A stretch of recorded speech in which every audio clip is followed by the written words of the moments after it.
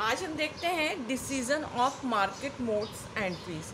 इसमें दो डिसीजंस रहते हैं, या तो आप डायरेक्ट एक्सपोर्ट करो या इनडायरेक्ट एक्सपोर्ट करो, प्रत्यक्ष निर्यात करो या अप्रत्यक्ष निर्यात करो। अब क्योंकि ये दोनों ही मेथड्स बहुत डीपली हैं, तो मैं पहले आपको डायरेक्ट एक्सपोर्ट वाली जो हैं उसके पूरे एक्सप्लेन करती हूँ, फिर हम अगले वीडियो में इनडायरेक्ट वाला देखेंगे, है ना। तो देखिए, सबसे पहले अपने पास डायरेक्ट एक्सपोर्ट में जो फर्स्ट है, ऐसे करके ए बी और सी करके 3 पॉइंट्स में ये बता रहे हैं, है ना। तो ए वाला जो पॉइंट्स है उसमें आपके पास 7 है। सबसे फर्स्ट दिया है बिल्ट इन एक्सपोर्ट डिपार्टमेंट, स्थायी रचित निर्यात विभाग। इसमें क्या होता है, बिल्ट इन एक्सपोर्ट डिपार्टमेंट में इस प्रकार में एक संस्था जो होती है वो अपने यहाँ एक निर्यात प्रबंधक की नियुक्ति करती है। ये निर्यात प्रबंधक जो होता है ये पूरा का पूरा मैनेजमेंट करता है एक्सपोर्ट का। ये अपने साथ कुछ हेल्पर्स रख सकता है, जैसे क्लर्क वगैरह की नियुक्ति कर सकता है। यही आदेश प्राप्त करेगा, यही वो आदेश की प्राप्ति के बाद उसको पूर्ति करने के लिए उत्तरदायी होगा। अन्य विभाग इसकी मदद करते हैं। इस तरीके में निर्यात प्रारंभ करने के लिए सामान्यतः जब अपन निर्यात प्रारंभ करते हैं तब इस प्रकार का डिपार्टमेंट बना के इसकी मदद ली जाती है। अब सेकंड दिया हुआ है आपको स्वनियंत्रित निर्यात विभाग। इसमें संस्था अपने यहाँ एक निर्यात विभाग की स्थापना, मतलब एक आप ये क्या कर रहे हैं, आप प्रबंधक नहीं, अब क्या हो रहा है, एक डिपार्टमेंट पूरा का पूरा नियुक्त हो रहा है। डिपार्टमेंट बड़ा होता है और प्रबंधक जो होता है वो थोड़ा सा छोटी वाली यूनिट्स होती हैं। ये अपना अलग से पूरी तरह से स्वतंत्र होते हैं। इनके पास कर्मचारियों की नंबर ऑफ संख्या भी बड़ी और ज़्यादा होती है। ये ज़्यादा का क्या करते हैं कि जो समुद्री बंदरगाह होते हैं उनके आसपास अपनी यूनिट स्थापित कर लेते हैं, जिससे कि माल को आसानी से निर्यात कर सकें, एक्सपोर्ट कर सकें। ओके।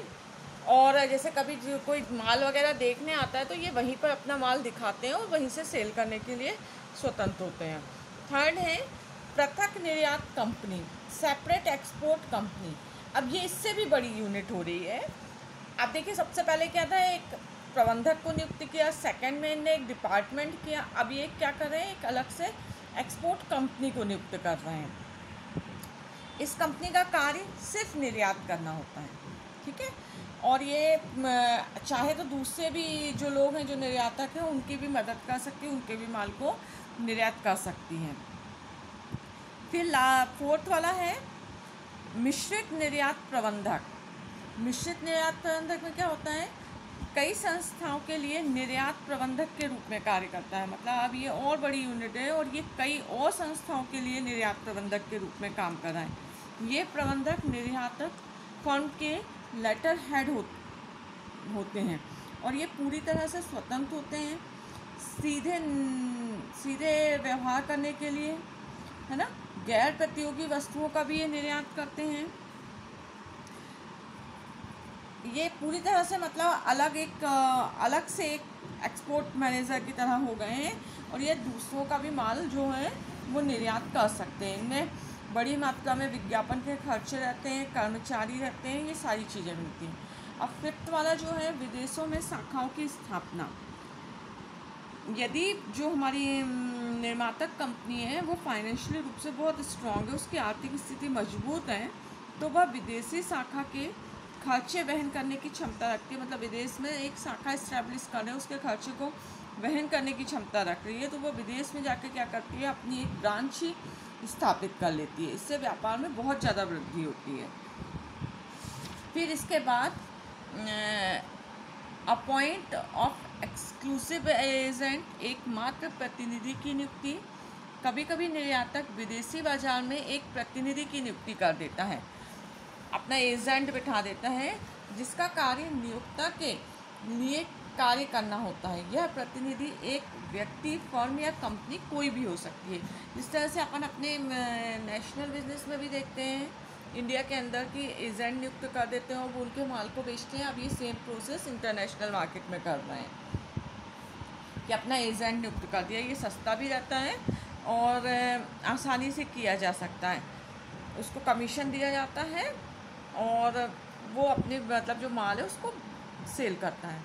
फिर है अपॉइंटमेंट ऑफ डिस्ट्रीब्यूटर। जिस तरीके से नेशनल बिजनेस में डिस्ट्रीब्यूटर्स नियुक्त किए जाते हैं, सेम वैसे के वैसे अब इंटरनेशनल मार्केट में डिस्ट्रीब्यूटर नियुक्त करने की बात की जा रही है। यह वितरक निर्यातक के एकमात्र आयातकर्ता होते हैं। उनके पास अपना गोदाम और शोरूम होता है। इनका कार्य निर्यातक द्वारा निर्धारित मूल्य पर वस्तुओं को बेचना होता है। ठीक है। अब इसके बाद बी वाले में देखिए आप, ये पूरे ए के थे 7, ए पॉइंट के अंतर्गत जो आपका था वो पूरा का पूरा 7 थे। अब बी वाले में संयुक्त साहस जॉइंट वेंचर्स।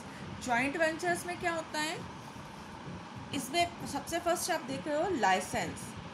एक निर्माता को अंतर्राष्ट्रीय बाजार में घुसने का सबसे आसान तरीका जो होता है वो क्या होता है, लाइसेंस।